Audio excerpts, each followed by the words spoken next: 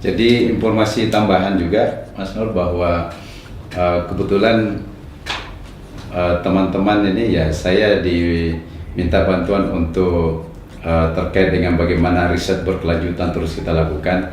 Ini kami untuk melihat apakah kontinuitas dari sisi kualitas itu benar-benar terjamin. Nah, kita terus melakukan uji lab hampir secara rutin, paling tidak sebulan sekali itu kita uji. Nah, ada nggak perubahan dari sisi khususnya dari sisi jumlah mikrobanya ya. Karena sekarang ini keunggulan eco farming saya lihat itu terletak di mikrobanya sebenarnya. Ya, kenapa saya bilang keunggulannya di situ? Karena memang setelah diuji, kami lakukan pengujian itu saat aplikasi memang kita memiliki nitrogen setelah diencerkan itu tidak terlalu dominan ya. Tetapi mikroba yang menambat nitrogen itu ya sangat besar.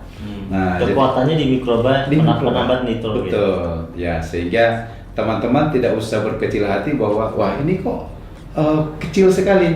Nah, untuk 1 hektar lagi. Nah, nggak usah berkecil hati karena kalau misalnya kita sudah aplikasikan, bayangkan saja bahwa di dalam 1 tangki itu yang diaplikasikan ada 7,5 miliar mikroba yang kita berikan. Itu baru 1 tangki ya. Artinya baru 50 ml dari 100 ml. Nah, kemudian mungkin saya lanjut Mas Nur terkait dengan aplikasi ya.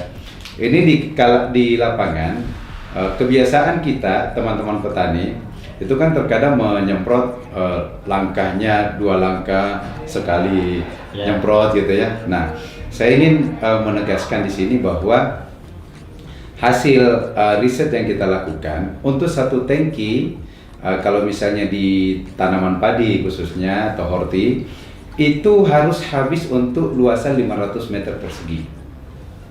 1 tangki. 1 tangki. Jadi berarti dia tipis-tipis langsung gitu. Oh, dia atau gimana? Tebal. Penyemprotannya justru tebal. Iya, harus habis. Jadi teman-teman kan kadang-kadang 1000 meter itu 1 tangki pun belum habis. Oh. Jadi itu tidak maksimal dari sisi hasil, nanti nggak maksimal. Makanya 1 tangki diatur harus dihabiskan di luasan 500 persegi. Sehingga untuk 1 hektar itu kita menghabiskan 20 tangki. 1 hektar itu 20 tangki. Nah, sesuai. Jadi 1 hektar itu. Tapi kalau 1 hektar 20 tangki umumnya teman-teman petani nih yang cerita kan nyemprot biasanya nggak sampai 20 tangki Pak. Itu dia. Makanya umumnya mereka nyemprotnya kan 10, 12 kemungkinannya. Jadi maksud saya begini, kita ingin mendapatkan hasil optimum ya. Kalau mau sekedar mendapatkan hasil sih terserah mau berapa saja. Jadi ini rekomendasi penelitian yang kita sampaikan. Yang kita sampaikan bahwa 1 tangki itu sebisa mungkin habiskan untuk 500 meter persegi. Artinya kalau misalnya 20 tangki itu 10.000 meter persegi. Nah, boleh nggak misalnya kita habiskan 1 tangki untuk 1000 meter? Ya boleh-boleh saja, tidak ada masalah. Cuma hasilnya berbeda ketika menggunakan 1 tangki untuk 500 meter. Jadi saya ingin cerita dari sisi knowledge-nya ya. Padahal kan dari sisi keseluruhan totalnya sama. Maksudnya total biangnya kan sama kan? Dia menggunakan biang 1 liter. Iya. 1 liter biangnya. Cuma dia tadi dipecah menjadi 20 tangki. Iya, maksudnya. iya. Betul Iya, kan? iya. Kan 1 ini bisa anggap saja ke penyiraman ke tanaman atau daun. Itu kan cukup 1 buat 1 hektar. 1 hektar. Iya. Nah, biangnya kan 1 liter. Betul. 1 liter. Udah dibuat ke 20 tangki. Begitu. Kalau misalnya yang biang 1 liter itu hanya dibuat ke 10 tangki, boleh. itu iya boleh, maksudnya perbedaannya di mana? Karena kan sama-sama biangnya 1 liter. Nah, kalau misalnya dosisnya, ingat ya, kita bicara dosis. Tadi saya bicara kalau dosisnya 50 mili. Kalau dosisnya 50 mili, maka 1 tangki harus habis untuk 500 meter persegi. 50 mili ya. Nah, tapi kalau dosisnya dia 100. tambahkan menjadi 100, nah 1 tangki habis untuk 1000 meter. Oh gitu ya. Iya. Jadi kita kembalikan ke dosis karena Jadi dibuat tadi mah dibicarakan dosisnya per tangki ya. Per tangki, ya. Jadi nanti apa perbedaannya? Sebenarnya hampir tidak ada perbedaan. Hampir dalam arti bahwa jumlah mikroba yang kita berikan ke tanaman yang juga nanti akan jatuh ke tanah itu sama. Ya, sama karena dalam 100 mili ini kan ada sekitar 15 miliar mikroba yang ada di dalamnya. Nah, ketika kita aplikasikan di 1 tangki, ya dengan penyemprotan yang sedikit agak dijarangkan, ya itu jumlahnya secara kuantiti sama, tetap sama yang masuk ke tanah. Ya.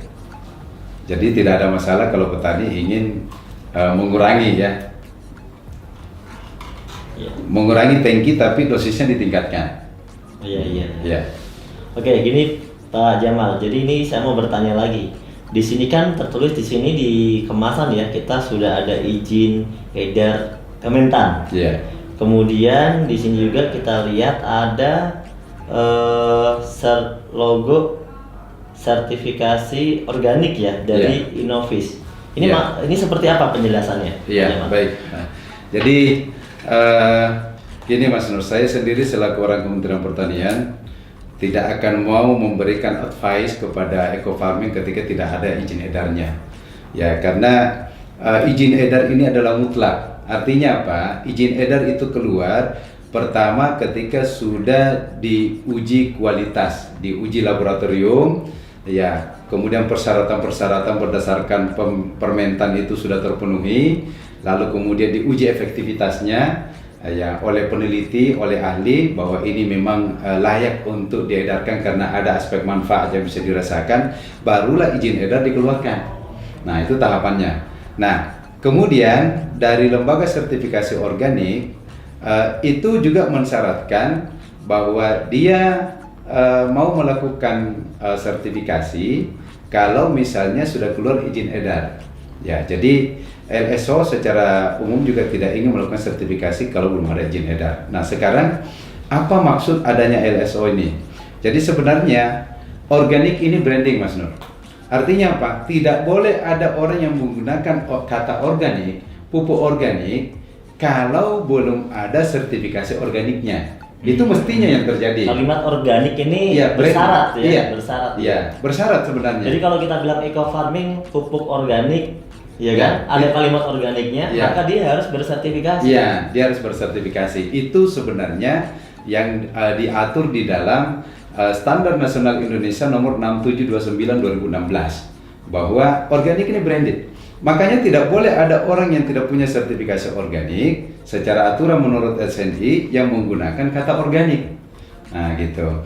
Nah, jadi logo organik Indonesia ini yang ada di sini, ini sebenarnya sebuah penguat bahwa produk ini aman 100% karena menggunakan bahan organik 100%.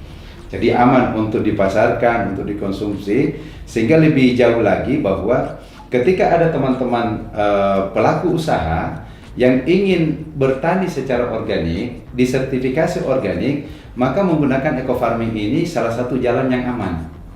Nah, kalau misalnya produk lain yang belum ada sertifikasi organiknya, nanti mereka akan kesulitan saat disertifikasi. Karena kalau misalnya LSO turun, anggaplah misalnya Mas Nur punya lahan sawah ya, saya mengajukan sertifikasi bahwa ini lahan saya sudah organik, hasilnya layak untuk dipasarkan bahwa ini beras organik. Nah, apa syaratnya bahwa beras ini bisa dikatakan organik? Yang pertama, dia harus memiliki logo organik Indonesia. Siapa yang mengeluarkan logo organik ini? Lembaga sertifikasi organik. Ya, kalau tidak salah kita baru kurang lebih ada sekitar 12 di Indonesia LSO. Nah, setelah itu, apa yang harus dilakukan LSO agar logo ini dia bisa sematkan di kemasan? Maka dia harus melakukan namanya inspeksi. Jadi aturannya itu kita selaku pemilik mengajukan untuk disertifikasi, ada syarat-syarat yang harus dipenuhi.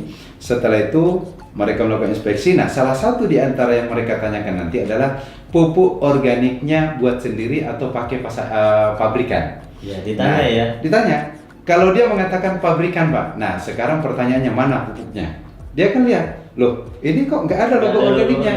Nah, maka dia akan meminta coba telusuri ke pabriknya apakah benar bahan-bahannya itu 100% organik. Kalau sudah ada logonya, kalau sudah ada nggak perlu ya. lagi. Ini 100%. Oh ya, ini bahannya berarti sudah organik. Oke. Nah, kalau yang lain sudah bersyarat, pupuknya tinggal pupuknya, maka otomatis nanti LSO akan memberikan sertifikasi bahwa ini berasnya organik. Kalau misalnya pupuknya bukan dari pabrikan, tadi jawabannya.